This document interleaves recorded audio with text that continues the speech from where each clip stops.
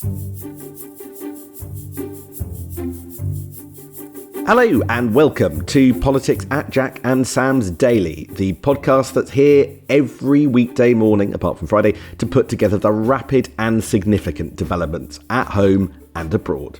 My name is Jack Blanchard of Politico. With me is Sam Coates of Sky News, and you would think this week that all we'd want to talk about is tomorrow's King's Speech, maybe Thursday's summit in the UK, but no, it is events from abroad that are still overshadowing everything. I wonder how many times, Sam, we're going to start off by talking America in these podcasts now. The Republican convention kicked off last night, and it is overshadowing British news once again. I mean, Westminster is all sweaty receptions. It was the Starmer think tank's term laboured together last night, where two air conditioning units... You know how to live. Two air conditioning units was not enough for the hundreds of people packed into a room in Westminster. And the discussion was Keir Starmer and Sue Gray's picks for mid-level number 10 jobs.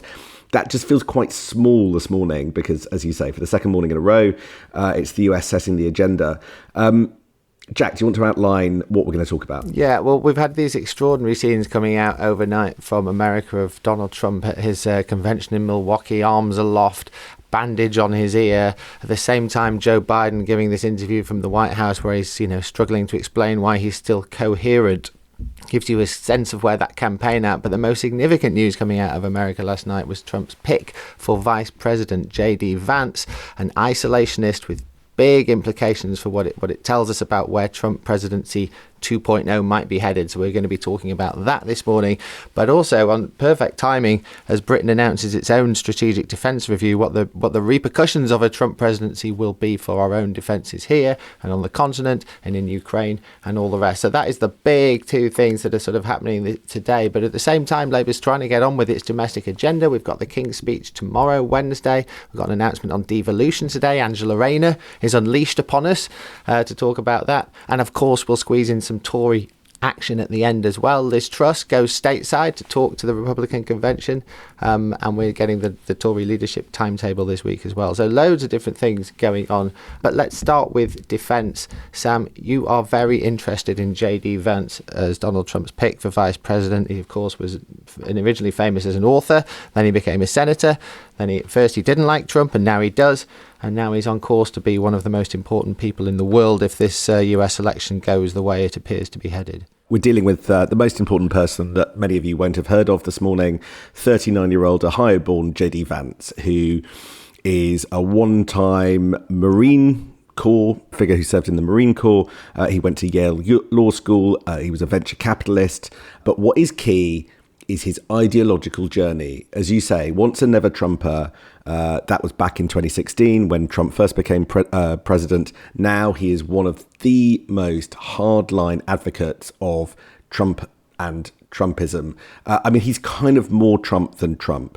And the reason he says that changed has less to do with the backing that Donald Trump gave him in 2022 to become a senator, but simply that he says he believes with Trump's contentions, one, that free trade has hollowed out middle America, and two, American political leaders have been too interventionist in conflicts abroad.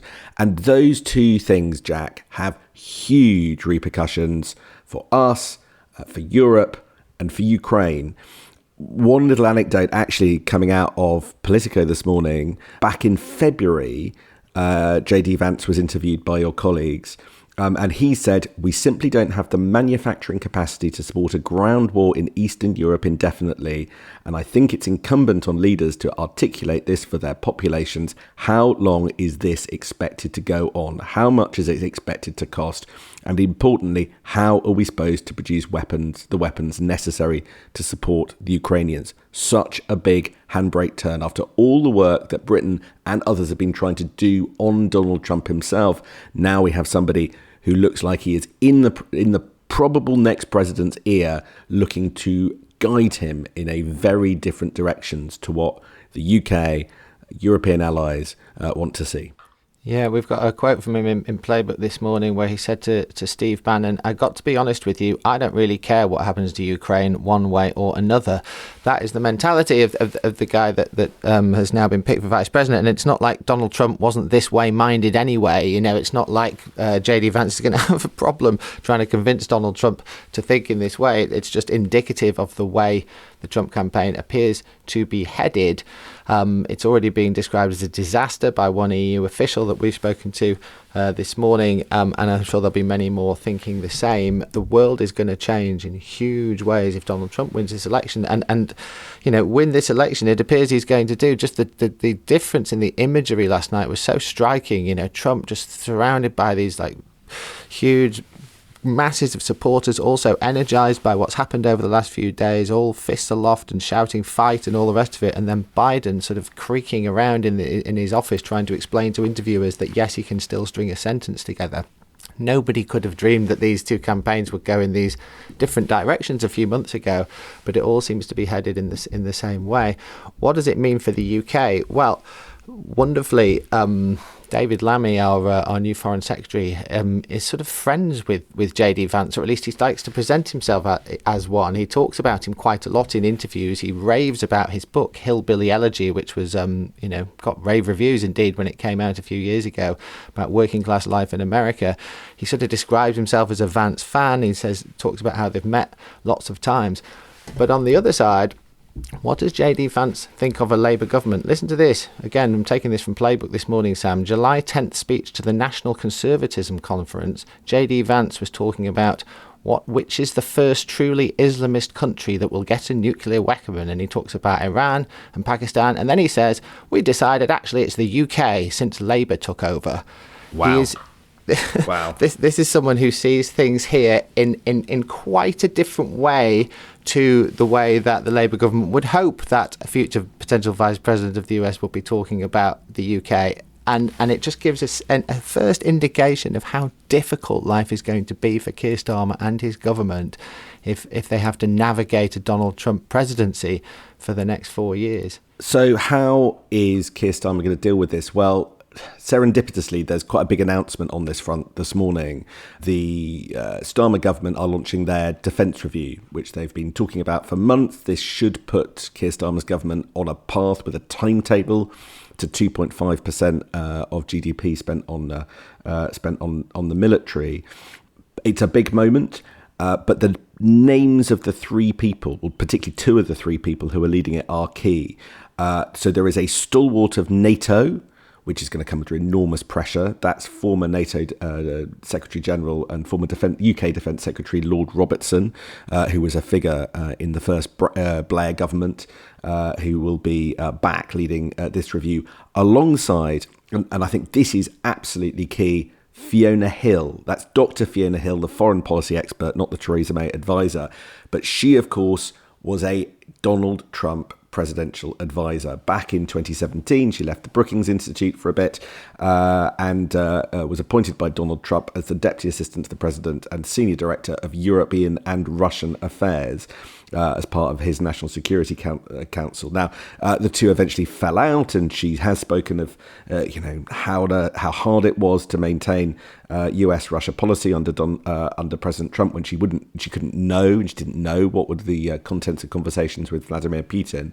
But I think it is significant that just this morning, Keir Starmer has appointed an ex-Trump staffer, effectively, to his team to be one of the people leading this defence review. Whether it helps, well, we'll just have to see. But you do have Keir Starmer appointing somebody who does at least know the mind of Donald Trump, even if it's probably not at this stage the person who can reach out to him.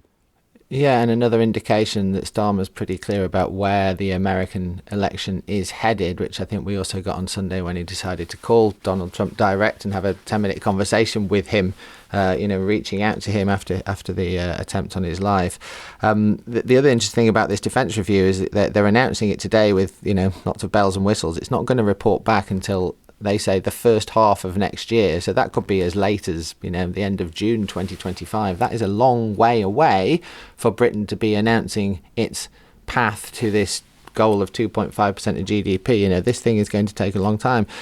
That doesn't seem unsensible, however, given the massive geopolitical change that appears to be about to happen in the White House, and then learning the implications of that. It'd be pretty daft to rush through a big defence review right now and before Christmas and then find you have to revisit it when America changes completely and changes its approach to Europe completely, potentially, and maybe its approach to NATO completely. I mean, some of the comments Donald Trump has made, we don't know how far he's going to go on that stuff, but Britain's entire sort of global security apparatus might be torn up at Christmas for all we know. And so when this review concludes remains to be seen, to be honest. It's quite interesting that also has a knock-on effect potentially for the public finances. If Keir Starmer cannot take big decisions about spending until after this review is complete, that might mean that they have to do a 1-year spending review this year just to tide them over. In other words, set departmental Whitehall budgets just for 12 months, just while they get all their ducks in a row. And then the sort of proper big one for the Parliament then gets kicked back and delayed for a year until the back end of next year, because there are too many moving parts to make the biggest possible decisions, and maybe a bit more growth will have come along. So there are all sorts of sort of implied knock-ons, I think, as a result of this defence review.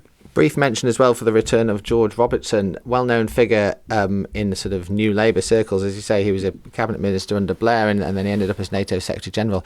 Really is just another sort of blast from the past name. I think we're going to keep seeing lots of these under Starmer, Sam, of these Labour figures you thought you probably would never see again in big jobs or big advisory jobs, are going to be leading lots of reviews and lots of committees or commissions, or these sort of policy groups that are set up to figure out Labour's approach to stuff. All seem to be old mates of Tony Blair.